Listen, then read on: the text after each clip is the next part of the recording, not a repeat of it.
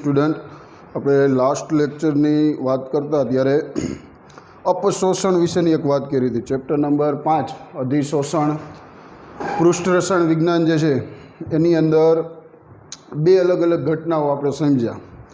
પહેલી ઘટના આપણે સમજ્યા અધિશોષણ, બીજા નંબરની જે ઘટના આપણે સમજ્યા એનું નામ હતું અપશોષણ. બે એકબીજાની વિરોધી ઘટના હતી, બરાબર. અધિશોષણ એટલે આપણે એવું કીધું હતું કે જમા થવું, અપશોષણ એટલે એવું યાદ રાખવાનું હતું છૂટું પડવું. કોઈ પણ અધિશોષિત થયેલા અણુઓ હોય એ કોઈ પણ કારણસર જો છૂટા પડી જતા હોય, તાપમાન તમે વધારી દો, એનું દબાણ જે છે ઘટાડી દો, બરાબર, કોઈ પણ કારણસર જો છૂટા પડી જતા હોય તો એ જે ઘટના હોય એ ઘટનાને આપણે શું કહીએ છીએ? અપશોષણની ઘટના કહીએ છીએ. બીજો એક શબ્દ આપણે લાસ્ટ લેક્ચરમાં સમજ્યા હતા અવશોષણ. અવશોષણ ખબર પડી જાય કે ભાઈ એની અંદર સમાંગ મિશ્રણ બની જતું હોય. આખા ભાગની અંદર ઘન પદાર્થમાં દરેક જગ્યાએ દ્રાવ્ય પદાર્થ અથવા તો દ્રાવણના અણુઓની સાંદ્રતા કેવી થતી હોય? તો કે સમાન થતી હોય. તમને એનું મેં બહુ મહત્ત્વનું ઉદાહરણ આપ્યું હતું કે ભાઈ દાખલા તરીકે સ્પંચ લ્યો, બોટ જે ભૂસવાનું સ્પંચ આવે, એ સ્પંચને પાણીમાં બોળો તો પાણીના અણુઓ છે એ પહેલાં સ્પંચની સપાટી ઉપર જમા થાય. તો એ જે ઘટના બને છે એને આપણે અધિશોષણ કહીએ છીએ. પણ એ સ્પંચને માની લો 5 મિનિટ સુધી તમે ડોલમાં બોળી રાખો પાણી ભરેલી, તો પાણીના અણુ સ્પંચની અંદરે વયા જશે, એટલે કે અંદરની ભાગો જે છે એ પ્રસરણ પામશે. તો એ જે ઘટના બને છે એને અવશોષણની ઘટના કહી છે. જો સપાટી ઉપર અણુઓ રહે તો એને અધિશોષણ કહેવાય. અંદર તરફ અણુઓ વયા જાય તો એને કહેવાય અવશોષણની ઘટના, બરાબર. અને છેલ્લે આપણે એક અધિશોષણની ક્રિયાવિધિ. ક્રિયાવિધિ એટલે કે એની અંદર મુખ્ય બે પરિબળો હતા. એક હતું અસંતુલિત બળ પૃષ્ઠ ઉપરનું, એને લીધે અધિશોષણની ઘટના થતી હોય. બીજું પરિબળ હતું અધિશોષણ એન્થાલ્પી. અધિશોષણ એન્થાલ્પી એટલે આપણને ખબર પડે કે ડેલ્ટા એચ એનું મૂલ્ય કેવું હોવું જોઈએ? ઋણ હોવું જોઈએ અને વધારે હોવું જોઈએ. કારણ કે અધિશોષણ એ કેવી પ્રક્રિયા છે? ઉષ્મા ક્ષેપક પ્રક્રિયા છે. એટલા માટે અહીંયા સુધીની આપણે વાત કરી હતી. હવે આજે આપણે આજના લેક્ચરની અંદર અધિશોષણમાં જ આપણે આગળ વધી છીએ. અધિશોષણના પ્રકારો સમજવાના છે કે ભાઈ કયા કયા પ્રકારનું અધિશોષણ હોય, બરાબર. અને અધિશોષણ ઉપર અસર કરતા પરિબળો કે એ પરિબળમાં તમે ચેન્જ કરો, તાપમાન છે માની લ્યો, દબાણ છે, બરાબર, એમાં તમે વધારો ઘટાડો કરો તો અધિશોષણની ઘટનામાં શું ફેરફાર થાય એ વસ્તુ આપણે આજના લેક્ચરમાં જે છે એ સમજવાની છે. સૌથી પહેલાં અધિશોષણના પ્રકારોની વાત કરી દઈએ આપણે. તો મુખ્ય બે પ્રકારનું અધિશોષણ જે છે જોવા મળે છે. કયા કયા મુખ્ય બે પ્રકાર છે? તો કે એક છે ફિઝિકલ એડસોર્પ્શન એટલે કે ભૌતિક અધિશોષણ, અને બીજો જે ટાઈપ છે અધિશોષણનો એ છે કેમિકલ એડસોર્પ્શન એટલે કે રાસાયણિક અધિશોષણ. બે પ્રકારના અધિશોષણ જે છે જોવા મળે, ભૌતિક અધિશોષણ અને રાસાયણિક અધિશોષણ. બે વચ્ચેનો મેઇન ડિફરન્સ આપણે પહેલાં વાત કરી દઈએ. એનો તફાવત પણ ઘણી બધી વાર એક્ઝામમાં પૂછાય છે કે ભાઈ તફાવત આપો, ભૌતિક અધિશોષણ, રાસાયણિક અધિશોષણ. 3 માર્ક્સમાં પૂછે માની લો થિયરીમાં, તો તમારે 9 પોઈન્ટ લખવા પડે. 2 માર્ક્સમાં તફાવત પૂછ્યો હોય તો 4 પોઈન્ટ લખવા પડે, બરાબર. એ સિવાય એમસીક્યુમાં પણ ઘણા બધા એમાંથી પોઈન્ટ જે છે નીકળી શકે. તો મેઇન ડિફરન્સની વાત કરીએ આપણે બે વચ્ચેનું. ભૌતિક અધિશોષણ જે છે ને એની અંદર અધિશોષક અને અધિશોષિત આ બે શબ્દો બહુ મહત્ત્વના. શું બોલ્યો? અધિશોષક એટલે કે જેના ઉપર થતું હોય એ, ચારકોલના ટુકડાની વાત આવે, બરાબર, સિલિકા જેલની વાત આવે, જેના ઉપર અધિશોષણ થતું હોય એને શું કહેવાય? અધિશોષક. અને અધિશોષિત. અધિશોષિત એટલે ખબર પડી જાય કે ભાઈ જેનું અધિશોષણ થતું હોય એ, બરાબર, દ્રાવણના અણુઓ છે, પાણીના અણુઓ છે, એને અધિશોષિત કહેવાય. ભૌતિક અધિશોષણ જે છે એની અંદર અધિશોષક અને અધિશોષિત આ બે વચ્ચે વાન્ડરવાલ્સ આકર્ષણ પ્રકારનું બળ હોય. હવે એ શું કહેવા માગે છે? વાન્ડરવાલ્સ એટલે ખબર પડે ને કે જેમાં નિર્બળ આકર્ષણ બળ હોય, એમાં કાંઈ બંધ બનતો ન હોય, ખાલી સપાટી ઉપર જ અણુઓ જમા થતા હોય, એને ભૌતિક અધિશોષણ કહેવાય. રાસાયણિક અધિશોષણ એટલે શું ભાઈ? તો કે એની અંદર અધિશોષક અને અધિશોષિત આ બે વચ્ચે રાસાયણિક બંધ બનતો હોય, શું કહું છું, બંધ બનતો હોય એટલે કે એમાં માની લો કે સહસંયોજક બંધ બનતો હોય બે વચ્ચે, હાઇડ્રોજન બંધ બનતો હોય, આયોનિક બંધ બનતો હોય, બધી કોઈ પણ પ્રકારનો બંધ જો બે વચ્ચે જો બંધ બનતો હોય તો એવા અધિશોષણને રાસાયણિક અધિશોષણ કહેવાય. બંધ ન બને, ખાલી સપાટી ઉપર અણુઓ જમા થતા હોય એવા અધિશોષણને શું કહેશું આપણે? ભૌતિક અધિશોષણ કહેશું. તો મુખ્ય બે પ્રકાર છે. ટોપિકનું નામ આપણે લખી કે અધિશોષણના પ્રકારો. આપણે જે સમજવાનું છે એ છે અધિશોષણના પ્રકારો. બે પ્રકારના અધિશોષણ આપણે સમજવાના છે. એમાં પહેલું છે ભૌતિક અધિશોષણ, બરાબર. અને બીજું આપણે લખી નાખી આ બાજુ, સેકન્ડ નંબર જે છે એ રાસાયણિક અધિશોષણ. રાસાયણિક અધિશોષણ, બરાબર. આ બે મુખ્ય પ્રકાર જે છે એ સમજવાના છે. હવે જો આની અંદર સૌથી પહેલો મેઇન ડિફરન્સ બે વચ્ચેનો, ભૌતિક અને રાસાયણિક, મેં હમણાં જ વાત કરી કે ભાઈ આની અંદર બંધ બનવાની વાત આવશે, ઓલામાં ક્યાંય બંધ બનશે નહીં. તો એક ડિફરન્સ આપણે એવું લખી શકાય કે ભૌતિક અધિશોષણ જે છે એની અંદર અધિશોષક અને અધિશોષિત વચ્ચે, આમાં લખવાનું ભૌતિકમાં અધિશોષક અને અધિશોષિત વચ્ચે કેવું હોય તો કે નિર્બળ આકર્ષણ બળ. નિર્બળ એટલે કે વાન્ડર વાલ્સ આકર્ષણ બળ જે છે આવેલું હોય. રેડી? પેલો એક પોઈન્ટ એવો ડિફરન્સમાં લખાય. બીજો એક આની અંદર ડિફરન્સ લખવું હોય તો આમાં લખાય કે અધિશોષક અને અધિશોષિત વચ્ચે રાસાયણિક બંધ પ્રકારનું આકર્ષણ બળ જોવા મળે.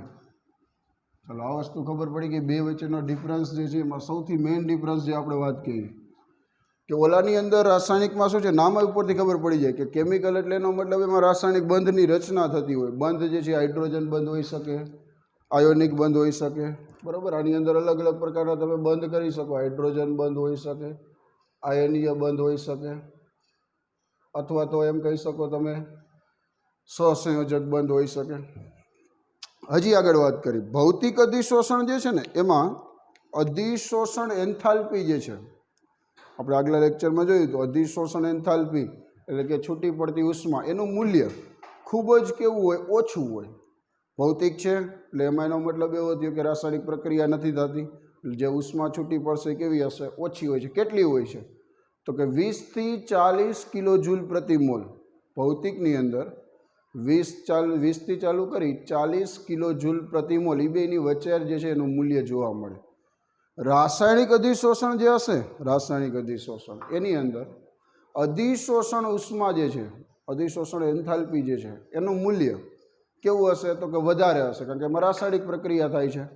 રાસાયણિક પ્રક્રિયા થતી હોય એટલે એનો મતલબ ઉર્જા વધારે છૂટી પડશે, બરાબર. એ કેટલું હોય છે તો કે 80 થી ચાલુ કરી 240 કિલો જૂલ પ્રતિ મોલ, એ બેની વચ્ચેનું મૂલ્ય હોય. ભૌતિકમાં કેવું હોય ભાઈ? ઓછું હોય. કેટલું હોય તો કે 20 થી 40 કિલો જૂલ પ્રતિ મોલ જ હોય. રાસાયણિકમાં મેં કેટલું કીધું તો કે 80 થી ચાલુ કરી 240 કિલો જૂલ પ્રતિ મોલ, એ બેની વચ્ચેનું મૂલ્ય જે છે રાસાયણિક અધિશોષણમાં જોવા મળે. તો એક ડિફરન્સ આપણે પહેલાં એવો લખશું કે ભૌતિક અધિશોષણ જે છે એની અંદર અધિશોષણ એન્થાલ્પી, આમાં લખાય અધિશોષણ એન્થાલ્પીનું મૂલ્ય કેવું હોય? ઓછું હોય છે. ઓછું એટલે એની અંદર કેવું કહી શકાય તો કે ભાઈ 20 થી ચાલુ કરી 40 કિલો જૂલ પ્રતિ મોલ ની વચ્ચેનું હોય છે. જ્યારે આની અંદર રાસાયણિક અધિશોષણમાં અધિશોષણ એન્થાલ્પીનું મૂલ્ય વધારે વધારે એટલે કેટલું ભાઈ? તો કે 80થી ચાલુ કરી 240 કિલો જૂલ પ્રતિ મોલ, કિલો જૂલ પ્રતિ મોલ હોય છે. ચાલો, એક ડિફરન્સ થઈ ગયો. બે વચ્ચે યાદ શું રાખશો? આમાં 80થી 240 યાદ રાખવાનું. આમાં કેટલું છે ભાઈ? 20થી 40 ખાલી કિલો જૂલ પ્રતિ મોલ. હજી એક બીજી એમાં ને એમાં વાત કરું એ પોઈન્ટમાં. તો એ પોઈન્ટની અંદર તમે જુઓ, બેયમાં અધિશોષણ એન્થાલ્પી મેં લખી. એકમાં 20થી 40 લખી, એકમાં મેં 80થી 240 લખી. પણ બેયની અંદર એક વસ્તુ યાદ રાખવાની કે જે અધિશોષણ એન્થાલ્પી હશે ને કેવી હશે? ઋણ હશે. કેવી હશે? ઋણ હશે. શું કામ ઋણ હશે ભાઈ? તો કે ભાઈ આપને ખબર છે કે જો અધિશોષણ પોતે જે છે કેવી પ્રક્રિયા છે? તો કે અધિશોષણ પોતે જે છે એ ઉષ્માક્ષેપક પ્રક્રિયા છે. ઉષ્માક્ષેપક પ્રક્રિયા હોય તો એનો મતલબ એવો થાય કે એની અંદર જે ઉષ્મા છૂટી પડશે એ ઉષ્માનું મૂલ્ય કેવું હશે? તો કે ઋણ હશે. ઉષ્માનું મૂલ્ય કેવું જોવા મળે? તો કે ઋણ જોવા મળશે. એક વસ્તુ એની અંદર યાદ રાખશો, બેયની અંદર હોય ખરા, ઓલામાં ઓછું હોય પણ કેવું હોય? ઋણ હોય. આમાં એમ કહેવાય કે ભાઈ ઉષ્માનું મૂલ્ય ઋણ હશે, આમાંય કેવું હશે? તો કે ભાઈ ઋણ કિંમત જોવા મળશે. આમાં 80થી 240 ખરા પણ કેવી? તો કે ઓછી. શું કામ ઓછું? તો કે એનું કારણ શું છે? તો કે એનું કારણ એ છે કે એની અંદર એ પોતે કેવી પ્રક્રિયા છે? ઉષ્માક્ષેપક પ્રક્રિયા છે. કઈ પ્રક્રિયા લખાય? ઉષ્માક્ષેપક. આમાં એ કેવી કહેવાય પ્રક્રિયા? તો મેઇન શું આવશે? ઉષ્માક્ષેપક જ. એનું કારણ ભાઈ શું? તો કે એનું કારણ એ છે કે ભાઈ અધિશોષણ જો પોતે ઉષ્માક્ષેપક પ્રક્રિયા હોય તેના પ્રકારો જે છે કેવા હોય? ઉષ્માક્ષેપક જ હશે. અધિશોષણ પોતે જે છે એ ઉષ્માક્ષેપક પ્રક્રિયા છે તો એના પ્રકારો જે છે કેવા હશે? તો કે ઉષ્માક્ષેપક પ્રક્રિયા હશે. આ વસ્તુ ખબર પડી ગઈ? બરાબર. તો સેકન્ડ પોઈન્ટ એટલો યાદ રાખશો તમે કે બેયની અંદર મૂલ્ય હોય ખરા, ઓછું વધારે, પણ બેયમાં હોય તો કેવું ખાલી? તો કે ઋણ જ હોય. હજી આગળ વધી કે ભૌતિક અધિશોષણ જે છે એ શું કીધેલું છે? તો કે ત્વરિત છે. રાસાયણિક અધિશોષણ જે છે એ એવું હોઈ શકે, ધીમું પણ હોય અને ત્વરિત પણ હોઈ શકે. જો ત્વરિતનો મતલબ શું થાય પહેલાં આપણે એ સમજીએ. ભૌતિક અધિશોષણ જે છે આમાં એક પોઈન્ટ એવો લખાય કે એ પોતે કેવું છે? ત્વરિત છે. રાસાયણિક અધિશોષણ જે છે કેવું છે? તો કે ધીમું કે ઝડપી હોઈ શકે. ત્વરિત એટલે ઝડપી પ્રક્રિયા કહેવાય. ત્વરિતનો મતલબ શું થાય? તો કે ઝડપી પ્રક્રિયા જે છે કેવાશે. બરાબર. તો અહીંયા એમ કહેવાનું રાસાયણિક અધિશોષણ જે છે એ કેવું હોઈ શકે? તો કે એ ધીમું પણ હોય છે. અમુક રાસાયણિક પ્રક્રિયાઓ એવી હોય કે જેમાં વાર લાગે. પ્રક્રિયામાં નિપજ જે છે ને, નિપજ એ તમને 1 દિવસ કે 2 દિવસને અંતે જે છે મળતી હોય, વાર લાગે 2 કલાક 4 કલાક. ભૌતિકમાં એવું ન હોય. એમાં તો તમે અધિશોષિત વાયુ આવે તો ચારકોલ ઉપર કે પછી કોઈ પણ ઘન અધિશોષક ઉપર જમા થઈ જ જાય. ભૌતિક અધિશોષણમાં શું હોય? તો કે ભાઈ એની અંદર આવી રીતના માની લો ચારકોલનો ટુકડો છે તો એ ચારકોલના ટુકડા ઉપર માની લો ક્લોરીન વાયુના અણુઓ જમા થયા. બરાબર. તો આ શું થઈ ગયું? ભૌતિક અધિશોષણ. આ ક્લોરીનના અણુ છે, આ ચારકોલનો ટુકડો છે. બરાબર. તો આ ભૌતિક થઈ ગયું. રાસાયણિકમાં શું થાય? તો કે બંધ બનતું હોય. માની લો કે હેબર પદ્ધતિ છે. બરાબર. નાઇટ્રોજન 3 મોલ હાઇડ્રોજન, પ્રતિવર્તી પ્રક્રિયા 2 મોલ એમોનિયા. કેના ઉપર અધિશોષણ? તો કે Fe, લોખંડની સપાટી ઉપર. આમાં વાર લાગતી હોય. તો ત્વરિત એટલે કે ઝડપી, આમાં ધીમું પણ હોઈ શકે. બે વચ્ચેનો ડિફરન્સ એવો છે. હજી આગળ વાત કરી. ભૌતિક અધિશોષણ જે છે ને, ભૌતિક અધિશોષણ એ હંમેશા ઓછા તાપમાને જોવા મળે, નીચા તાપમાને જોવા મળે. રાસાયણિક અધિશોષણ જે છે કેવું? તો કે વધારે તાપમાને જોવા મળે. ભૌતિકમાં શું કીધું મેં? ઓછું તાપમાન હોય તોય ચાલે. એમાં કાંઈ તાપમાન જે છે એનું ઇમ્પોર્ટન્ટ નથી. તમે એમાં તાપમાન વધારો તો ભૌતિક અધિશોષણ શું થઈ જાય? તમે તાપમાન વધારો માની લો ચારકોલના ટુકડા ઉપર, તો શું થવાનું? તો કે અણુઓ પાછા છૂટા પડી જવાના. એટલે કે અધિશોષણ જે છે કેવું થઈ જાય? ઘટી જવાનું છે. રાસાયણિક અધિશોષણ જે છે એની અંદર શું કહી શકાય? તો કે એ હંમેશા માટે જે છે એ વધારે તાપમાને જોવા મળે. તો એક ડિફરન્સ આપણે બે વચ્ચે એવો લખશું કે રાસાયણિક અધિશોષણ માટે તાપમાન ઇમ્પોર્ટન્ટ નથી.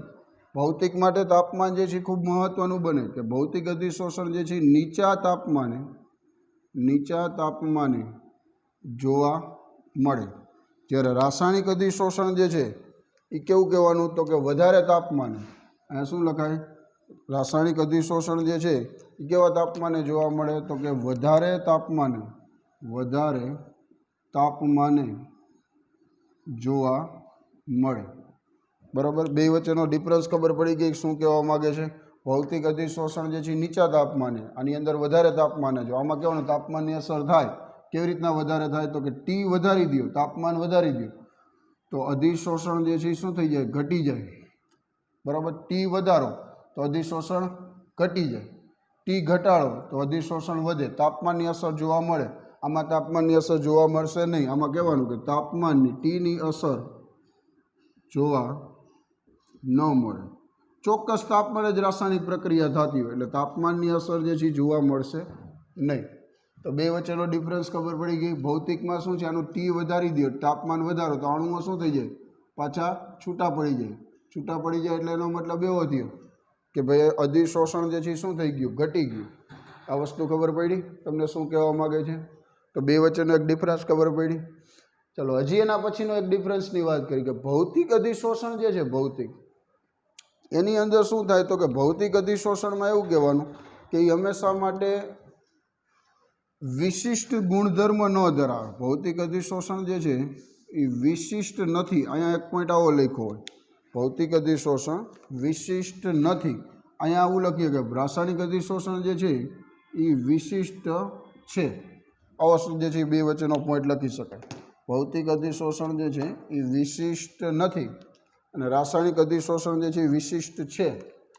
આ શું કહેવા માગે છે એની આપણે વાત કરી. બરાબર. કે ભાઈ ભૌતિક અધિશોષણ કેમ વિશિષ્ટ નથી અને રાસાયણિક અધિશોષણ જે છે એ કેમ વિશિષ્ટ છે? તો જો ભૌતિકમાં શું હોય તો કે દરેક વાયુ તમારે લેવાના. કોઈ પણ વાયુ તમે લઈ લ્યો તો એ દરેક વાયુનું અધિશોષણ ઘન પદાર્થની સપાટી ઉપર વધારે કે ઓછા પ્રમાણમાં થાય. એ કમ્પલસરી હોય. કોઈક વાયુ હોય એવા તો કે એનું ઓછા પ્રમાણમાં થતું હોય, કોઈક વાયુ જે છે એવા હોય કે જેનું વધારે પ્રમાણમાં થતું હોય. બરાબર. દરેક વાયુનું અધિશોષણ થશે વધારે અથવા તો ઓછા પ્રમાણમાં. એટલે એની કાંઈ વિશેષતા ન થઈ. વિશેષતા ન થઈ એટલે એનો મતલબ વિશિષ્ટ ગુણધર્મ ધરાવતું નથી. કોણ? ભૌતિક. પણ રાસાયણિક અધિશોષણ વિશિષ્ટ છે એટલે એનો મતલબ એવો થાય કે વિશેષતા ધરાવે છે. કઈ વિશેષતા? તો કે એમાં ફરજિયાતપણે અધિશોષક અને અધિશોષિત આ બે વચ્ચે જો રાસાયણિક બંધ બનતો હોય તો જ અધિશોષણ થશે. સમજાય છે શું કહું છું? આમાં બંધની વિશેષતા છે. બંધ બને તો જ અધિશોષણ થાય. આમાં એવું કંઈ જરૂરી નથી બંધનું. બધાનું અધિશોષણ થવાનું છે. તો એની કોમન જે છે એની સ્પેસિફિક લાક્ષણિકતા ન થઈ એટલે વિશિષ્ટતા ન થઈ એટલે વિશિષ્ટ નથી. ભૌતિક રહ્યું.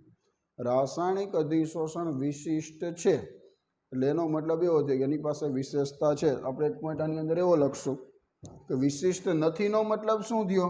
તો અહીંયા કૌંસમાં લખું છું દરેક વાયુનું વધારે કે ઓછા પ્રમાણમાં, દરેક વાયુનું વધારે કે ઓછા પ્રમાણમાં શું થશે? અધિશોષણ થતું હોય. જ્યારે આની વિશેષતા શું છે? તો કે આમાં ફરજિયાતપણે અધિશોષક અને અધિશોષિત વચ્ચે રાસાયણિક બંધ બને તો જ અધિશોષણ થાય. આ એની વિશેષતા થઈ. એટલે આ વિશિષ્ટ છે, આ વિશિષ્ટ નથી. શું કામ નથી? તો કે દરેકનું અધિશોષણ. કોઈ પણ વાયુ તમે લઈ લો, માની લો કે ચારકોલનો ટુકડો છે તો અહીંયા માની લો SO2 વાયુ હોય તો એ અધિશોષણ થાય, ક્લોરીન હોય તો અધિશોષણ થાય, હાઇડ્રોજન હોય તો અધિશોષણ થાય. આમાં ફરજિયાત આ બે વચ્ચે જો રાસાયણિક નાઇટ્રોજન ને Fe આ બે વચ્ચે કંઈક બંધ બનતું હોય, હાઇડ્રોજન ને Fe વચ્ચે કંઈક આકર્ષણ બળ થતું હોય તો જ અધિશોષણ થાય. દરેકનું ન થાય.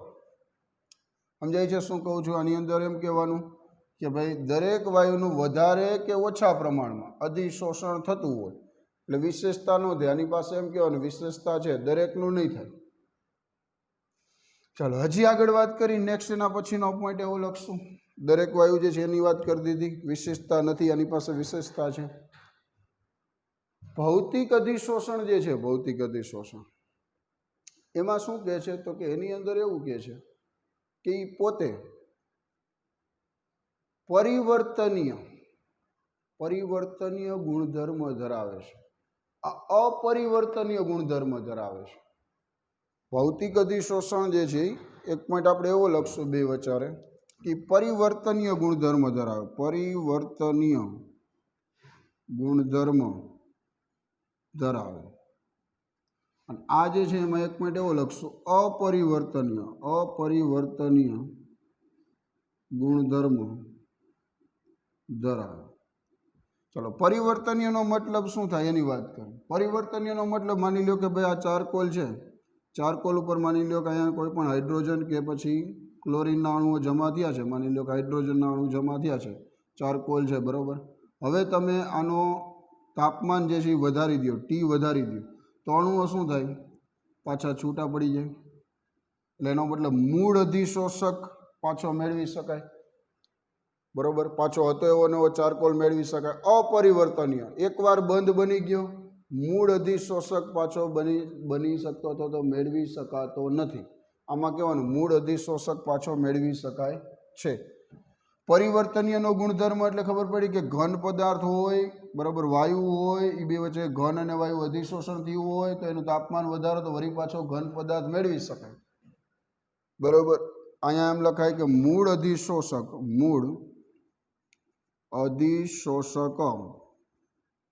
મેળવી શકાય. આમાં એમ લખાય મૂળ અધિશોષક મેળવી ન શકાય. બંધ બની ગયો હોય, રાસાયણિક બંધ બનેલ હોય એટલે આ વસ્તુ ખબર પડી ગઈ કે મૂળ અધિશોષક આમાં ટૂંકમાં ઘન પદાર્થ હોય, વાયુનું અધિશોષણ થયું હોય, બે વચ્ચે રાસાયણિક બંધ બની ગયો હોય તો પાછો ઘન પદાર્થ મૂળ સ્વરૂપમાં લાવી શકાય નહીં. આની અંદર શું કહેવાનું કે ભાઈ મૂળ અધિશોષક મેળવી શકાય છે. ચલો, હજી એક પોઈન્ટ એના પછીનો લખીએ આપણે, બે વચ્ચેનો ડિફરન્સ.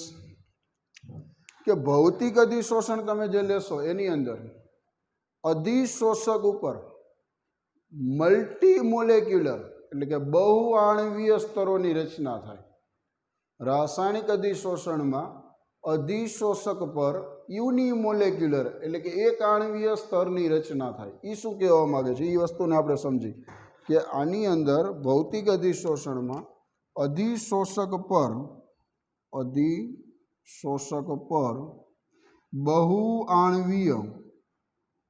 બહુઆણવીય સ્તરો રચાય છે. જ્યારે આની અંદર અધિશોષક પર એક આણવીય સ્તરો રચાય છે. આ વસ્તુ ધ્યાન રાખવાની. એક આણવીય શબ્દ છે અને બહુઆણવીય શબ્દ છે. એ શું કહેવા માગે છે એની આપણે વાત કરીએ. બહુઆણવીયનો મતલબ શું થાય કે માની લો આવી રીતના ચારકોલ છે, એની સપાટી ઉપર માની લો ક્લોરીન વાયુ જમા થયો તો આ પહેલું લેયર બન્યું, બરાબર. આ ક્લોરીન અણુ છે અને આ ચારકોલ, બરાબર. તો પહેલું લેયર બન્યું. હજી વધારે ક્લોરીન અણુ આવે તો એના પછી બીજું લેયર બનશે. એના પછી હજી વધારે આવે, માની લો કે ક્લોરીન વધારે, ત્રીજું લેયર બને.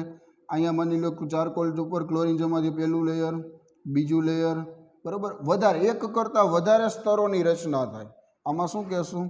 એક કરતાં વધારે લેયર એટલે કે સ્તરો રચાય.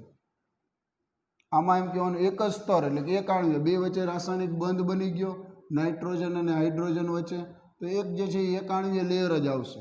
એમાં વધારે, એક કરતાં વધારે સ્તરોની રચના જોવા મળશે નહીં. આ વસ્તુ ખબર પડી ગઈ કે ભૌતિક અધિશોષણ જે છે એમાં એક કરતાં વધારે, કોના ઉપર? અધિશોષક ઉપર. આમાં એક આણવીય સ્તરોની જ રચના થશે, વધારે જે છે લેયર જોવા નહીં મળે. આમાં કહેવાનું બહુઆણવીય સ્તરો જે છે રચાય છે. ભૌતિક અધિશોષણ જે છે કેવી પ્રક્રિયા છે? હજી એક પોઈન્ટ એવો લખી નાખે, પોતે ભૌતિક પ્રક્રિયા છે, ભૌતિક પ્રક્રિયા અથવા તો ભૌતિક પ્રક્રમ છે. જ્યારે રાસાયણિક અધિશોષણ જે છે એ રાસાયણિક પ્રક્રમ અથવા તો રાસાયણિક પ્રક્રિયા જે છે એ કહેવાય. ભૌતિક અધિશોષણ જે છે એ એ ભૌતિક પ્રક્રિયા છે. આની અંદર શું કહેશું? રાસાયણિક પ્રક્રિયા જે છે એ રાસાયણિક પ્રક્રિયા છે. એક ડિફરન્સ એવો લખાય. હજી આગળ વાત કરી, ભૌતિક અધિશોષણમાં શું કહે છે?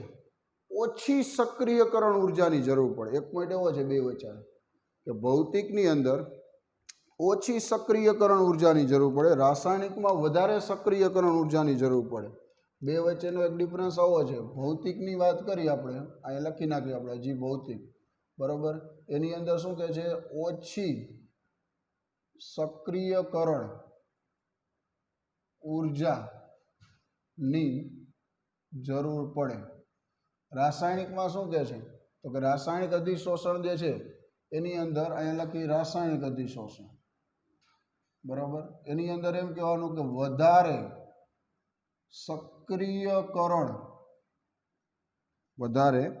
સક્રિયકરણ ઉર્જાની જરૂર પડે.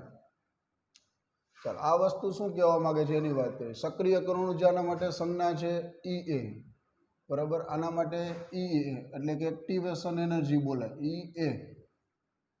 ભૌતિક અધિશોષણ જે છે એની અંદર એમ કે છે ઓછી સક્રિયકરણ ઉર્જાની જરૂર પડે. એટલે ખબર પડે સક્રિયકરણ ઉર્જાનો મતલબ શું થાય ભાઈ? સક્રિયકરણ ઉર્જા એટલે શું કહેવા માંગે છે?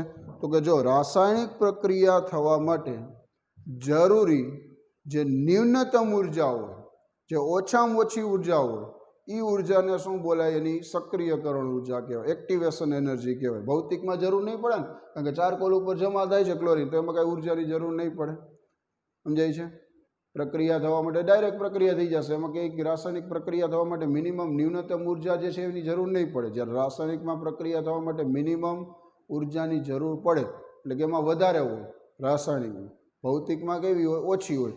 સક્રિયકરણ ઉર્જાનો મતલબ શું થાય છે? પ્રક્રિયા થવા માટે, આનો મતલબ એવો થાય, એનો મતલબ આવો લખો કે પ્રક્રિયા થવા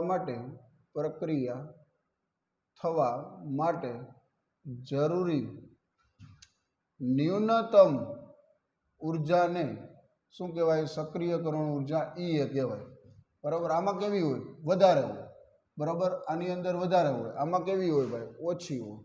અને છેલ્લો હજી એક પોઈન્ટ આપણે આગળ વાત કરી કે ભૌતિક અધિશોષણ જે છે ને એમાં જે વાયુનું પ્રવાહીકરણ ઝડપથી થતું હોય એવા વાયુનું અધિશોષણ વધારે થાય. જ્યારે રાસાયણિકમાં શું કહે છે? તો કે રાસાયણિકમાં જેનું અધિશોષક અને અધિશોષિત વચ્ચે જેમાં બંધ બનતો હોય એવા વાયુઓનું અધિશોષણ વધારે થશે. આમાં એક પોઈન્ટ આપણે એવો લખશું કે ભૌતિકમાં જે વાયુનું સહેલાઈથી પ્રવાહીકરણ થતું હોય એવા વાયુનું અધિશોષણ કેવું થાય? વધારે થાય. આમાં લખવાનું જેમાં જે અધિશોષક અને અધિશોષિત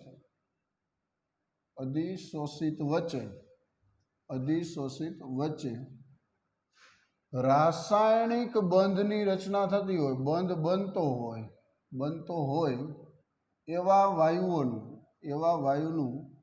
અધિશોષણ કેવું થાય? વધારે થશે. ચાલો, આ વસ્તુ ખાસ કરીને ધ્યાન રાખવાની કે ભાઈ જેમાં પ્રવાહીકરણ જે છે એ ઝડપથી થતું હોય. હવે એ શું કહેવા માગે છે એ આપણે વાત કરીએ. પ્રવાહીકરણની ક્રિયા, બરાબર. આમાં શું કહે છે? બંધ બનવાની વાત છે, બંધ બનતો હોય. હવે જો સમજો, પ્રવાહીકરણ એટલે ભાઈ શું? આપણે તમે 11th સ્ટાન્ડર્ડમાં થર્મોડાયનેમિક્સ ઉષ્માગતિશાસ્ત્ર ચેપ્ટર ભણી ગયા છો, બરાબર. હવે એની અંદર તમને ખબર હોય તો પ્રવાહીકરણની થિયરી આવી ગઈ, લિક્વિફેક્શન એટલે પ્રવાહીકરણ જે છે એની વાત કરી છે, બરાબર. તો પ્રવાહીકરણ એટલે શું કહે છે? તો કે જો વાયુને પ્રવાહીમાં ફેરવવાની ઘટનાને શું કહેવાય? પ્રવાહીકરણ કહેવાય. પહેલાં તો વાયુ હોય એને મારે પ્રવાહીમાં ફેરવવો હોય તો મારે શું કરવું પડે ભાઈ? તો કે ભાઈ એનું તાપમાન જે છે એ મારે શું કરવું પડશે? વિચારો જોઈ. તાપમાન શું કરવું પડે? વધારવું પડે કે ઘટાડવું પડે? તો કે તાપમાન જે છે એ ઘટાડવું પડે, કારણ કે વાયુનું વધારે હોય, પ્રવાહીનું એથી ઓછું હોય, ઘનનું સૌથી ઓછું હોય, તો તાપમાન ઘટાડવું પડશે, બરાબર. બીજી વસ્તુ, દબાણ શું કરવું પડશે? દબાણ તો કે એ વધારવું પડે, કારણ કે દબાણ વધારો તો અણુઓ ભેગા આવશે, દબાણ ઘટાડી દો તો અણુઓ છૂટા પડી જાય. તો વાયુમાં છૂટા અણુઓ હોય તો એમાં દબાણ આપો તો અણુઓ ભેગા ભેગા આવે ને ભેગા ભેગા આવે એટલે એનો મતલબ પ્રવાહીમાં ફેરવાય. તો આ વસ્તુ પહેલાં ખબર પડી ગઈ કે વાયુને પ્રવાહીમાં ફેરવવાની ઘટનાને પ્રવાહીકરણ કહેવાય. અને પ્રવાહીકરણની ક્રિયા માટે હંમેશા માટે તાપમાન શું કરવું પડે? તો કે તાપમાન ઘટાડવું પડે. દબાણ જે છે શું કરવું પડે? તો કે વધારવું પડે. આ બે વસ્તુ ખબર પડી ગઈ. પણ જો આ બે જે છે તાપમાન અને દબાણ, એ બેમાંથી મહત્ત્વનું અને ઇમ્પોર્ટન્ટ ફેક્ટર કયું છે? તો કે તાપમાન છે. તમે આગળ ભણી ગયા છો. તાપમાન જે છે એ ખૂબ જ મહત્ત્વનું. શું કામ? તો કે ભાઈ તાપમાનની અંદર એવું છે કે તમે અમુક નિશ્ચિત તાપમાન સુધી તો ઘટાડવું જ પડે. એ વાયુનું તાપમાન છે એ અમુક નિશ્ચિત તાપમાન સુધી તો શું કરવું પડશે? તો કે ઘટાડવું જ પડે. શું કામ? તો કે એના કરતાં તમે થોડું કંઈ જો તાપમાન વધારે રાખી દો અને પછી તમે ગમે એટલું દબાણ આપો એ વાયુ ઉપર, તોય કોઈ દિવસ એ વાયુ રહ્યો એ પ્રવાહીમાં ફેરવાશે નહીં. સમજાય છે શું કહું છું? એટલે એ જે તાપમાન હોય એને આપણે શું કહીએ છીએ? ક્રાંતિક તાપમાન કહીએ છીએ. આવો શબ્દ તમે ભણી ગયા છો, ટીસી. ટીસીનો મતલબ શું થાય? Critical temperature. અમુક નિશ્ચિત તાપમાન સુધી તો ઘટાડવું જ પડશે. એના કરતાં માની લો થોડું કંઈ જો વધારે તાપમાન રાખો અને તમે ગમે એટલું દબાણ આપ્યા રાખો તોય કોઈ દિવસ વાયુ રહ્યો એ પ્રવાહીમાં ફેરવાશે નહીં. એ તાપમાનને શું કહેવાય? ક્રાંતિક તાપમાન કહેવાય. સમજાય છે? તમે માની લો ઉદાહરણ આપો એટલે વધારે ખબર પડે કે કાર્બન ડાયોક્સાઇડ વાયુ છે, CO2 વાયુ, તમારું ઉદાહરણ એ આવતું. તો કાર્બન ડાયોક્સાઇડ વાયુ જે છે એનું ક્રાંતિક તાપમાન હું એમ કહું કે ભાઈ 40 કેલ્વિન હોય માની લો, તો તમારે પહેલાં 80 કેલ્વિન છે, ઘટાડો 70 કરો, 60 કરો, 55 કરો, 50 કરો, 45 કરો, છેલ્લે 41 કરો. બરાબર? 41 કેલ્વિન કરી નાખો ને પછી ગમે એટલું દબાણ આપ્યા રાખો, કોઈ દિવસ વાયુ જે છે એ પ્રવાહીમાં ફેરવાશે નહીં. પણ 40 તો તમારે કરવું જ પડે. 40 કેલ્વિન તાપમાન જે છે એના કરતાં નીચા તાપમાને બરાબર પ્રવાહીમાં ફેરવાઈ જાય. 39 હોય તો વાંધો ન આવે, ગમે દબાણ આપો તો. 38 હોય તો વાંધો ન આવે, પણ 40 સુધી તો લઈ જ જવું જોઈએ. તો એનો મતલબ એવો થયો કે જે વાયુનું ક્રાંતિક તાપમાન જે છે વધારે હોય એવા વાયુનું અધિશોષણ વધારે થવાનું છે. આ વસ્તુ ખબર પડી ગઈ. બરાબર? ક્રાંતિક તાપમાનની વ્યાખ્યા શું છે? એક વ્યાખ્યા આપણે લખી દઈએ. ક્રાંતિક તાપમાન એટલે શું કહે છે? તો કે ટીસી. ટીસી એટલે ક્રાંતિક તાપમાન. એ શું કહે છે? તો કે જે મહત્તમ તાપમાને વાયુ રહ્યો એ શેમાં ફેરવાય? વાયુ પ્રવાહીમાં ફેરવાય. આ મહત્તમ તાપમાનને, આ તાપમાનને શું કહેવાય? ક્રાંતિક તાપમાન કહેવાય. ક્રાંતિક તાપમાન, ક્રિટિકલ ટેમ્પરેચર, ટીસી જે છે કહેવાય. એટલે આ વસ્તુ ખબર પડી ક્રાંતિક તાપમાન એટલે શું છે. પછી આવું ને આવું પીસી એક શબ્દ આવતો. પીસી એટલે કે ક્રાંતિક દબાણ. ક્રાંતિક દબાણ એટલે કે ક્રાંતિક તાપમાને વાયુને પ્રવાહીમાં ફેરવવા માટે જે દબાણ આપવું પડે એને શું કહેવાય? તો કે એને ક્રાંતિક દબાણ જે છે કહેવાય. પીસી જે છે એ કહેવાય. ચાલો આ વસ્તુ ખબર પડી ગઈ. ક્રાંતિક તાપમાન એટલે શું ને ક્રાંતિક દબાણ એટલે શું. તો એનો મતલબ જે વાયુનું ક્રાંતિક તાપમાન અને દબાણ વધારે જે છે એ વધારે હોય, માની લો ક્રાંતિક તાપમાન હું એમ કહું કે ભાઈ હાઇડ્રોજન વાયુનું 40 કેલ્વિન છે અને સલ્ફર ડાયોક્સાઇડ જે છે એનું માની લો 80 કેલ્વિન છે, તો કયો વાયુ ઝડપથી પ્રવાહીકરણ થશે? તો કે એનો મતલબ એવો છે કે 80 કેલ્વિન વાળો ઝડપથી થશે, એનું પ્રવાહીકરણ ઝડપથી થઈ જાય, એનું ક્રાંતિક તાપમાન વધારે છે તો એનું અધિશોષણ કેવું થશે? વધારે થશે. બેમાં ઉદાહરણ લખી શકો. આનું ઉદાહરણ જે છે એબર પદ્ધતિ લખી શકો. વેનેડિયમ પેન્ટોક્સાઇડ SO2 વાળી ઉદાહરણ તમે કહી શકો. આનું ઉદાહરણ લખવું હોય તો આવું લખી શકાય કે SO2 વાયુ છે, સલ્ફર ડાયોક્સાઇડ, અને વનાપોટુ સાથે પ્રક્રિયા કરીને શું બનાવવાનો? વેનેડિયમ પેન્ટોક્સાઇડ, SO3 વાયુ સલ્ફર ટ્રાયોક્સાઇડમાં રૂપાંતર થાય. SO2 નું SO3માં રૂપાંતર. ઉદ્દીપક કયો રાખો છો? વેનેડિયમ પેન્ટોક્સાઇડ. આમાં રાસાયણિક પ્રક્રિયા લખવાની. બરાબર? આની અંદર રાસાયણિક પ્રક્રિયા, આમાં તમારે ભૌતિક નામ લખી નાખો. ભૌતિક નામ એટલે તમે એની અંદર કોઈ પણ કહી શકો કે એબર પદ્ધતિ જે છે, ચારકોલ ઉપર ક્લોરીન વાયુનું અધિશોષણ થતું હોય, ચારકોલ ઉપર માની લો કે ભાઈ હાઇડ્રોજન વાયુનું અધિશોષણ લખી શકો. સિલિકા જેલનું ઉદાહરણ આમાં લખી શકો. સિલિકા જેલ જે છે એ પાણીના અણુનું અધિશોષણ કરે. આમાંથી કોઈ પણ ઉદાહરણ તમે લખી શકો. તો ભૌતિકનું એક ઉદાહરણ લખવાનું અને રાસાયણિકનું ઉદાહરણ લખવાનું, બરાબર. તો આ વસ્તુ આપણે ખબર પડી ગઈ બે વચ્ચેનો ડિફરન્સ શું કહેવા માગે છે.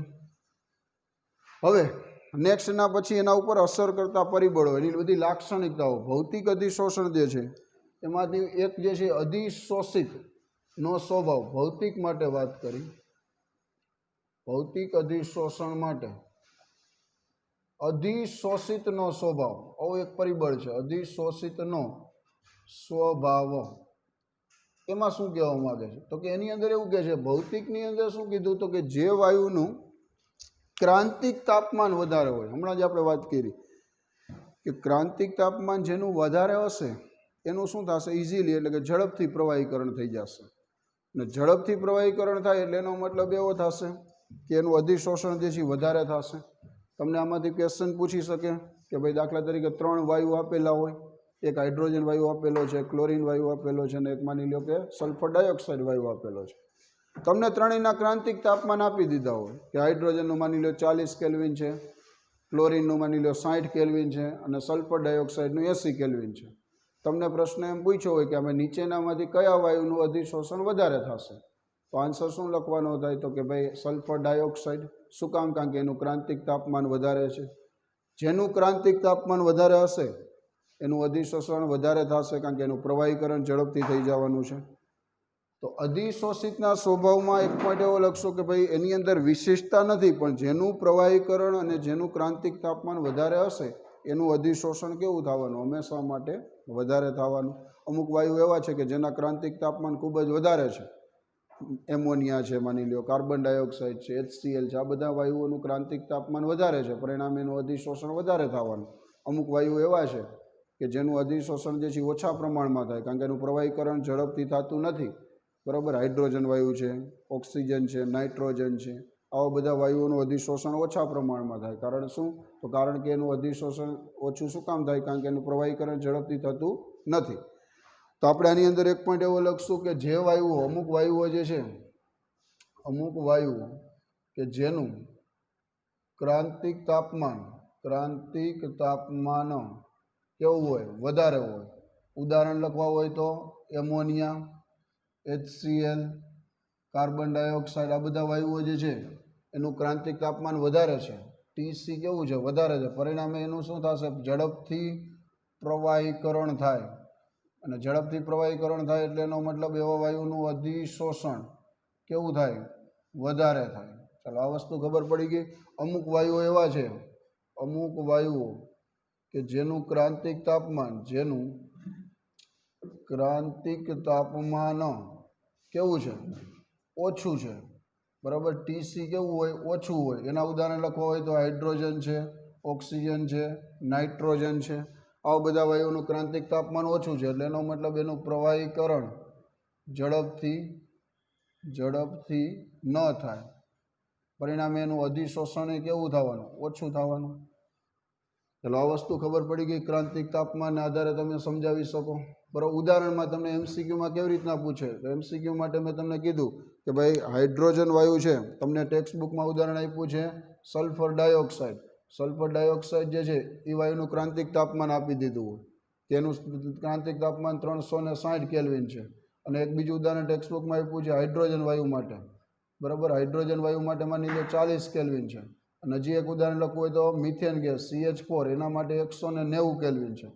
પ્રશ્ન એમ પૂછ્યો હોય કે નીચેનામાંથી કયા વાયુઓનું અધિશોષણ વધારે જોવા મળે આ ત્રણમાંથી, તો જવાબ લખવાનો થાય SO2 વાયુ. કારણ કે SO2 વાયુ માટે કેવું છે? TC વધારે. ઓછામાં ઓછું કોનું થશે? તો કે હાઇડ્રોજનનું. ઓછામાં ઓછું તાપમાન જે છે કોનું છે? હાઇડ્રોજન વાયુનું. પરિણામે એનું અધિશોષણ ઓછું થશે. આ વસ્તુ ખબર પડી ગઈ ક્રાંતિક તાપમાનના આધારે. ચાલો, હજી આગળ વાત કરી. નેક્સ્ટ હજી એક ફેક્ટર આની અંદર એવું સમજાવવાનું છે કે દબાણ જે છે એ કઈ રીતના અસર કરે અધિશોષણની ઘટના પર. તો એમને એમ પહેલાં સિમ્પલ વિચારીએ આપણે કે દાખલા તરીકે હું એમ કહું કે ભાઈ દબાણ વધારો તો અધિશોષણ શું થશે? તો કે અધિશોષણ જે છે એ વધશે કે ઘટશે? ચારકોલ ઉપર માની લો ક્લોરીનના અણુઓ જમા થતા હોય, અહીંયા દબાણ આપો એટલે શું થાય? અણુઓ પાછા બધા ભેગા આવશે ને, અને ભેગા આવે એટલે એનો મતલબ શું થયું? અધિશોષણ થયું એમ કહેવાય ને. દબાણ ઘટાડી દો, માની લો. ઘટાડો એટલે શું થાય? અણુઓ છૂટા પડી જવાનું. છૂટા પડી જાય એટલે એનો મતલબ શું થાય? અધિશોષણ કેવું થઈ ગયું? ઘટી ગયું. તો પહેલાં પ્રેક્ટિકલી એમને વિચારી લે કે દબાણ જે છે એ વધારવામાં આવે તો અધિશોષણ જે છે કેવું થાય છે? વધે છે. દબાણ ઘટાડવામાં આવે તો અધિશોષણ કેવું થશે? ઘટશે. તો એના માટેનો એક ગ્રાફ જે છે એ તમારે સમજવાનો છે કે દબાણની અંદર આવી રીતના એક ગ્રાફ આવે ભૌતિક અધિશોષણ માટે. અહીંયા માની લો હું એમ કહું કે ભાઈ અધિશોષણ લખી નાખી, અહીંયા પી લખી નાખી, બરાબર. આવો વક્રાકાર ગ્રાફ છે. આ શું કહેવા માગે છે? તો કે આ જે છે x/m, અહીંયા આવું લખીએ કે x/m, અને અહીંયા પી એટલે દબાણ, બરાબર. x/m નો મતલબ શું થાય એની વાત કરીએ આપણે. પહેલાં સિમ્પલ એટલું સમજી લઈએ કે ભાઈ અધિશોષણ જે છે એની માત્રા એને x/m કહેવાય. x/m એટલે શું લખીએ કે અધિશોષણની માત્રા એટલે કે જથ્થો કેટલું થાય છે અધિશોષણ એને x/m વડે દર્શાવાય, બરાબર. અધિશોષણ જે છે કેટલું થાય છે એને દર્શાવવું હોય તો એને x/m વડે. x એટલે શું છે? x એટલે અધિશોષિત વાયુનું દબાણ, અથવા તો એમ બોલાય કે સાંદ્રતા. પ્રવાહી હોય તો સાંદ્રતા. એમ એટલે અધિશોષકનું વજન છે. એ બેનો ગુણોત્તર લઈ લ્યો તમે. અધિશોષિત વાયુની સાંદ્રતા લઈ લ્યો, બરાબર. એમ એટલે અધિશોષકનું વજન લઈ લો. એ બેનો ભાગાકાર કરી નાખો તમે એટલે તમને અધિશોષણનો જથ્થો મળી જાય, કેટલું અધિશોષણ થાય છે. તો હવે તમે આ પોઈન્ટ ઉપરથી જોઈ શકો. માની લો આ પોઈન્ટ માટે વિચાર કરી તો પીનું કિંમત આટલી છે નીચે એક્સ અક્ષ ઉપર 0 થી, તો x/m ની વેલ્યુ આટલી થઈ. હજી તમે વધારો, પીની કિંમત વધી પહેલાં કરતાં તો x/m કેટલું થયું? વધ્યું. હજી આગળ વિચાર કરો, પીની કિંમત વધી તો x/m શું થયું? વધ્યું. ટૂંકમાં અહીંયા આવું લખીએ કે ગ્રાફ ઉપરથી x/m વધે ક્યારે? પી વધે ત્યારે, બરાબર. પી ઘટે તો એનો મતલબ શું થાય? x/m ની કિંમત શું થાય છે? ઘટે છે. એકબીજાના કેવા કહેવાય? સમપ્રમાણમાં કહેવાય. સમપ્રમાણ એટલે ખબર પડે ને, એક વધે એટલે બીજું શું થશે? વધે છે. આ વસ્તુ ખબર પડી ગઈ. દબાણ સાથે કેવો સંબંધ થઈ ગયો અધિશોષણનો? તો કે દબાણ સાથેનો સંબંધ જે છે એવો થયો કે એક કિંમત વધે દબાણ એટલે એનો મતલબ અધિશોષણ જે છે વધે. દબાણ જે છે ઘટે તો અધિશોષણ શું થાય? ઘટે છે. ક્ષેત્રફળને આધારે સમજાવી દઈએ છીએ. ક્ષેત્રફળ જે છે એ એક ફેક્ટર પણ છે. ક્ષેત્રફળ માની લો વધારે હોય, બરાબર, એક જે છે ફેક્ટર લખશું ક્ષેત્રફળ, પણ એમાં એક શબ્દ લખાય પૃષ્ઠ ક્ષેત્રફળ. પૃષ્ઠ ક્ષેત્રફળ એટલે શું? 1 ગ્રામ અધિશોષક માટે 1 ગ્રામ અધિશોષક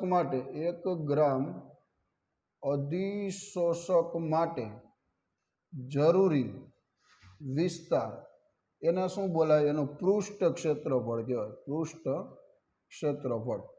હવે આ તો ખબર પડી જાય કે જેમ અધિશોષણ ક્યારે વધે? ક્ષેત્રફળ વધારે તો અધિશોષણ કેવું થવાનું? વધારે થવાનું. ક્ષેત્રફળ ઓછું હોય તો અધિશોષણ કેવું થવાનું? ઓછું થવાનું. ક્ષેત્રફળ વધારે લઈ લો સંપર્ક સપાટી તો અધિશોષણ કેવું થાય? વધારે. જેમ ક્ષેત્રફળ ઓછું હોય એમ અધિશોષણ કેવું જોવા મળે? ઓછું જોવા મળે. ચારકોલનો ભૂકો હોય, ઉદાહરણ લખવું હોય તો આવું લખાય કે ચારકોલના ટુકડા કરતાં ચારકોલનો ભૂકો વધારે અધિશોષણ કરે, બરાબર. ક્ષેત્રફળ ખબર પડી ગઈ કે ક્ષેત્રફળમાં આવી રીતના જે છે એ લખી શકાય. એકબીજાના જે છે સમપ્રમાણમાં કહેવાય. હજી એક ફેક્ટર લઈ લઈએ, તાપમાન. તાપમાનમાં શું હોય? તો કે ભૌતિક અધિશોષણમાં આપણે કીધું હતું કે ચારકોલ ઉપર માની લો અણુ આવી રીતના જમા થયા છે, આનું તાપમાન વધારી દે. આ માની લો ક્લોરીનના અણુ હોય તો તાપમાન વધારો તો ભૌતિક અધિશોષણ જે છે કેવું થઈ જવાનું? ઘટી જવાનું. તાપમાન ઘટાડો તો ભૌતિક અધિશોષણ જે છે કેવું થવાનું? વધી જવાનું. તાપમાન જે છે એનો મતલબ એની સાથે કેવો છે? વ્યસ્ત પ્રમાણમાં સંબંધ છે. તો દબાણ એક ફેક્ટર છે. ભૌતિક અધિશોષણની બધી લાક્ષણિકતાઓ પ્રશ્ન પૂછે તો લાક્ષણિકતાઓ કઈ કઈ થાય છે? તો કે ભૌતિક અધિશોષણની લાક્ષણિકતા એક તો વિશિષ્ટતા એની પાસે નથી, એ પોતે વિશિષ્ટ નથી. પોતે પ્રતિવર્તી કહી શકાય, પરિવર્તનીય ગુણધર્મ કહી શકાય. પરિવર્તનીય ગુણધર્મ તમે સમજાવી શકો, મૂળ અધિશોષક મેળવી શકાય. રાસાયણિક અધિશોષણની લાક્ષણિકતા પૂછે તો અપ્રતિવર્તી કહેવાનું, અપ્રતિવર્તીય ગુણધર્મ. ત્યાર પછી એની અંદર બીજું એમ લખી શકાય કે રાસાયણિક અધિશોષણ જે છે એની વિશિષ્ટતા થઈ કે અધિશોષક અને અધિશોષિત વચ્ચે જો રાસાયણિક બંધ બને તો જ જે છે અધિશોષણ થશે. આ વસ્તુ ખબર પડી ગઈ. તો તફાવત, અસર કરતા અલગ અલગ ફેક્ટર, બરાબર. કયા કયા સૌથી પહેલાં આપણે અધિશોષણના બે અલગ અલગ પ્રકારોની વાત કરી છે કે ભૌતિક અધિશોષણ જે છે એની અંદર સૌથી પહેલી વસ્તુ કે અધિશોષક અને અધિશોષિત વચ્ચે કેવા પ્રકારનું આકર્ષણ બળ હોય છે તો કે વાન્ડર વાલ્સ આકર્ષણ બળ હોય. વાન્ડર વાલ્સ એટલે કે નિર્બળ આકર્ષણ બળ, અણુ વચ્ચે લાગતું હોય. તેમાં ચારકોલ અને ક્લોરીનના અણુ વચ્ચે કેવું આકર્ષણ બળ હોય તો કે વાન્ડર વાલ્સ. આમાં ફરજિયાત અધિશોષક અને અધિશોષિત વચ્ચે રાસાયણિક બંધ પ્રકારનું આકર્ષણ બળ જોવા મળે. એમાં હાઇડ્રોજન બંધ બની જતો હોય, હાઇડ્રોજન બંધ અથવા તો સહસંયોજક બંધ બનતો હોય, અથવા તો એમ કહી શકાય કે જે છે આયોનિક બંધ બનતો હોય. તો કોઈ બંધ બનવો જોઈએ. અધિશોષણ એન્થાલ્પી ભૌતિક અધિશોષણ જે હશે એની અંદર હંમેશા માટે કેવી હોય? ઓછી હોય. કેટલી હોય? 20 થી 40 કિલો જૂલ પ્રતિ મોલ. બીજું ફેક્ટર એવું છે, બરાબર. વધારે જે છે કેમાં હોય? રાસાયણિક અધિશોષણમાં હોય. એ કેટલી હોય તો કે 80 થી ચાલુ કરી 240 કિલો જૂલ પ્રતિ મોલ. બેયની અંદર મૂલ્ય તો હંમેશા માટે ઋણ જ હશે. શું કામ ઋણ હોય? કારણ કે અધિશોષણ પોતે જ કેવી છે? ઉષ્માક્ષેપક પ્રક્રિયા છે. તો એના પ્રકારો કેવા થાય? ઉષ્માક્ષેપક જ થાય. પોતે મૂળ જ જે છે એમ કહેવાનું કે ઉષ્માક્ષેપક હોય, ઉર્જા છૂટી પડતી હોય, તો એના પ્રકારો પણ કેવા થવાના તો કે એ ઉષ્માક્ષેપક જ થવાના, બરાબર. ત્રીજો પોઈન્ટ એવો આપણે કહેવાનું કે ભાઈ ભૌતિક જે છે નીચા તાપમાને જોવા મળે. તાપમાન જે છે કેવું હોય? ભૌતિકમાં ઓછું હોય. રાસાયણિક અધિશોષણમાં શું હોય? વધારે તાપમાનની જરૂર પડે. તાપમાન જે છે રાસાયણિક પ્રક્રિયા થવા માટે શું કહેવાનું? વધારે તાપમાનની જરૂર પડશે. ભૌતિકમાં તાપમાન વધારી દો તો અધિશોષણ ઘટી જાય છે, બરાબર. તાપમાન જે છે એ વધારો તો અધિશોષણ ઘટી જાય છે, તાપમાન ઘટાડો તો અધિશોષણ વધી જાય છે. ભૌતિક અધિશોષણ પરિવર્તનીયતા જે છે એ ગુણધર્મ ધરાવે. પરિવર્તનીયતા એની એક લાક્ષણિકતા થઈ ગઈ ભૌતિકમાં. શું કામ તો કે તમે દાખલા તરીકે ચારકોલ ઉપર અણુઓ જમા થયા છે, તાપમાન વધારી દો તો મૂળ અધિશોષક પાછો મેળવી શકાય. રાસાયણિક અધિશોષણમાં એવું નથી બનવાનું. એમાં મૂળ અધિશોષક પાછો મેળવી, એકવાર બંધ બની ગયો, નિપજ મળી ગઈ, સંયોજન બની ગયું તો મૂળ અધિશોષક પાછો મેળવી શકાતો નથી. વિશિષ્ટતાની લાક્ષણિકતા શું કહે છે? વિશિષ્ટતાની લાક્ષણિકતા ભૌતિક નથી વિશિષ્ટ. એનું કારણ શું કે દરેક વાયુનું, બધા વાયુઓ જે છે, ક્લોરીન લઈ લ્યો, હાઇડ્રોજન લઈ લ્યો, ઓક્સિજન લઈ લ્યો, નાઇટ્રોજન લઈ લ્યો, SO2 લઈ લ્યો, કોઈ પણ વાયુ રહ્યા, એનું ઘન અધિશોષક ઉપર વધારે કે ઓછા પ્રમાણમાં અધિશોષણ તો થવાનું જ છે, ફરજિયાત. એવું નહીં કે ભાઈ દરેકનું જે છે અમુકનું થશે, અમુક, એવું નહીં, બધાનું થવાનું છે. એટલે એની કાંઈ સ્પેસિફિક જે છે એ ન થયું. રાસાયણિક જે છે એ શું કહેવાનું? વિશિષ્ટ છે. શું કામ? કારણ કે એમાં ફરજિયાતપણે અધિશોષક અને અધિશોષિત વચ્ચે જો બંધ બને તો જ અધિશોષણ થવાનું. બંધ ન બને તો અધિશોષણ થવાનું નથી. તો એની લાક્ષણિકતા એ થઈ ગઈ. વિશિષ્ટતા જે છે એનો ગુણધર્મ કયો રાસાયણિક માટે. ભૌતિક અધિશોષણ ઉપર, અધિશોષક ઉપર શું કીધું? મલ્ટીમોલેક્યુલર લેયર. મલ્ટીમોલેક્યુલર લેયર એટલે શું કહેવાય? બહુ આણ્વીય સ્તરો, એક કરતાં વધારે લેયરની રચના થાય.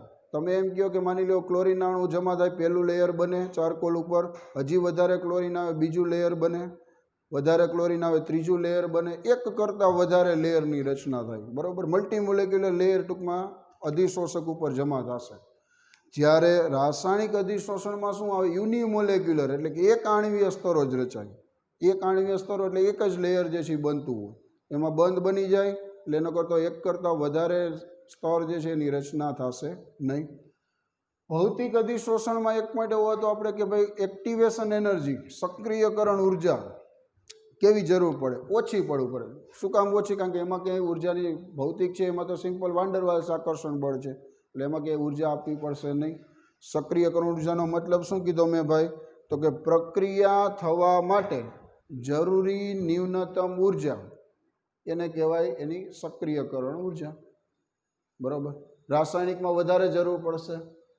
અને એક પોઈન્ટ એવો હતો કે જે વાયુનું પ્રવાહીકરણ ઝડપથી થતું હોય ભૌતિકમાં, એવા વાયુનું અધિશોષણ કેવું થવાનું? વધારે થાય. જે વાયુનું અધિશોષણ જે છે વધારે ક્યારે થાય તો કે પ્રવાહીકરણ સહેલાઈથી થઈ શકતું હોય, ક્રાંતિક તાપમાન વધારે હોય. ક્રાંતિક તાપમાનવાળો પોઈન્ટ મેં સમજાવ્યો, તમે 11મા ધોરણમાં ભણી ગયા ઉષ્માગતિશાસ્ત્ર, એની અંદર TC તમારે શબ્દ આવતો, ક્રિટિકલ ટેમ્પરેચર. ક્રાંતિક તાપમાનનો મતલબ શું કીધો? તો કે જે મહત્તમ તાપમાને વાયુ રહ્યો ઈ પ્રવાહીમાં ફેરવાઈ જતો હોય એ મહત્તમ તાપમાનને શું બોલાય? એનું ક્રાંતિક તાપમાન કહેવાય. વાયુને પ્રવાહીમાં ફેરવવો હોય તો બે બાબતની જરૂર પડે. પહેલી બાબત તાપમાન ઘટાડવું પડવાનું, દબાણ જે છે વધારવું પડે. તો એ બેમાંથી પાછું મહત્વનું ફેક્ટર કયું છે? તાપમાન કે દબાણ? તો શું કહેવાનું? તો કે તાપમાન. શું કામ? કારણ કે અમુક નિશ્ચિત તાપમાન સુધી તો ઘટાડવું જ પડે ભાઈ. એના કરતાં માની લો થોડુંક એ વધારે તાપમાન રાખો અને તમે ગમે એટલું દબાણ આપ્યા રાખો તો કોઈ દિવસ વાયુ રહ્યો એ પ્રવાહીમાં ફેરવાશે નહીં. મેં તમને એનું ઉદાહરણ આપ્યું કે ભાઈ હાઇડ્રોજન છે, માની લો એક ઉદાહરણ લઈ કે 40 કેલ્વિન તાપમાન હોય, તમે તાપમાન ઘટાડો, પહેલાં 70 કરો, 80 જે છે એમાંથી 70 કરો, 55 કરો, 50 કરો, 40 હોય બરાબર, પછી 45 કરો, 42 કરો, 41 કરો બરાબર. પણ તમે 41 કરીને ગમે એટલું દબાણ આપ્યા રાખો એની ઉપર, વાયુ ઉપર 41 કેલ્વિન તાપમાન હોય તો કોઈ દિવસ જે વાયુ રહ્યો પ્રવાહીમાં નહીં ફેરવે. ફરજિયાતપણે કેટલું કરવું પડે? 40 તો કરવું જ પડે. 40 કરતાં તમે નીચે હોય તો વાંધો નથી, 39 હોય ને તમે દબાણ આપો તો એ ફેરવાઈ જાય, 38 હોય તો એ ફેરવાઈ જાય. પણ 40 કરતાં થોડું કંઈ વધારે હોય, 41 હોય માની લો 41 કેલ્વિન તાપમાન, ગમે એટલું દબાણ આપ્યા રાખો એ વાયુ ઉપર તો એ કોઈ દિવસ વાયુ પ્રવાહીમાં ફેરવવાનો નથી. તો એ મહત્તમ તાપમાન થયું વાયુ માટે, તો એને શું આપણે કહેશું? ક્રાંતિક તાપમાન કહેશું બરાબર. એના ઉપરથી MCQ પણ મેં તમને કીધા કે આવી રીતના પૂછાઈ શકે. તમને અલગ અલગ વાયુના ક્રાંતિક તાપમાન આપી દીધા હોય, તમને ટેક્સ્ટ બુકમાં ઉદાહરણ આપ્યું છે કે માની લો સલ્ફર ડાયોક્સાઇડનું ક્રાંતિક તાપમાન જે છે એ 360 કેલ્વિન છે, મિથેન ગેસનું તાપમાન ક્રાંતિક તાપમાન 190 કેલ્વિન છે. તો પ્રશ્ન એમ પૂછે નીચેનામાંથી કયા વાયુનું અધિશોષણ વધારે થાય? તો કે સલ્ફર ડાયોક્સાઇડનું વધારે થશે, કારણ કે એનું ક્રાંતિક તાપમાન વધારે છે.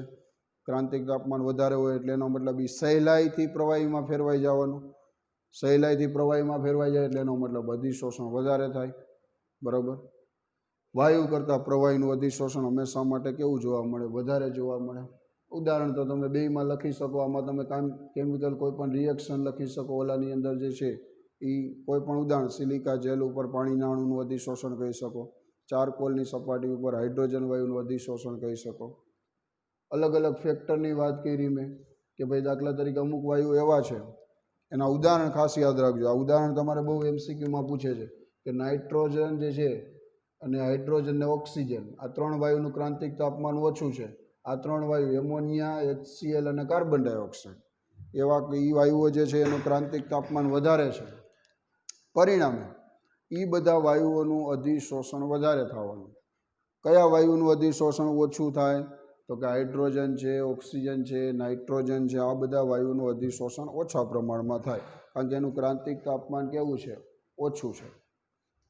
હજી આગળ વાત કરી દબાણ સાથેનો સંબંધ, તો કે દબાણ સાથે તો હંમેશા માટે સમપ્રમાણમાં જોઈએ અધિશોષણ. ઓમે પ્રેક્ટિકલી તમે વિચારો છો કે દબાણ વધારો તો અણુઓ ભેગા આવવાના છે, ભેગા આવે એટલે અધિશોષણ થાય. દબાણ ઘટાડી ગયો તો અણુઓ પાછા છૂટા પડી જવાના, પાછા છૂટા પડી જાય એટલે અધિશોષણ ઘટ્યું એમ બોલાય. એના માટેનો ગ્રાફ સમજવાનો હતો. ગ્રાફમાં શું છે? x/m. x/mનો મતલબ શું છે? આગળ જતા થિયરી પાછી આવશે જ. x/m એટલે કોને કહેવાય બરાબર. એના ઉપરથી 2 અલગ અલગ ટાઈપના અધિશોષણ આવશે, ફોન્ડલીચ અધિશોષણ અને લેંગમુર અધિશોષણ. એમાં x/mનો ઉલ્લેખ હશે, પણ અત્યારે તમે એમ યાદ રાખી લેવાનું x/mનો મતલબ શું થાય? તો કે એને એમ કહેવાય કે અધિશોષણની માત્રા કહેવાય. કેટલું અધિશોષણ થાય છે એને મારે દર્શાવવું હોય તો કેવી રીતના દર્શાવાય? x/m વડે દર્શાવાય. એમાંનો x એટલે શું છે? x એટલે કે અધિશોષિત વાયુનું દબાણ અથવા તો અધિશોષિત જે છે પ્રવાહી જે હશે એની સાંદ્રતા. વાયુ હોય તો દબાણ લખવાનું, પ્રવાહી હોય તો સાંદ્રતા લખવાની.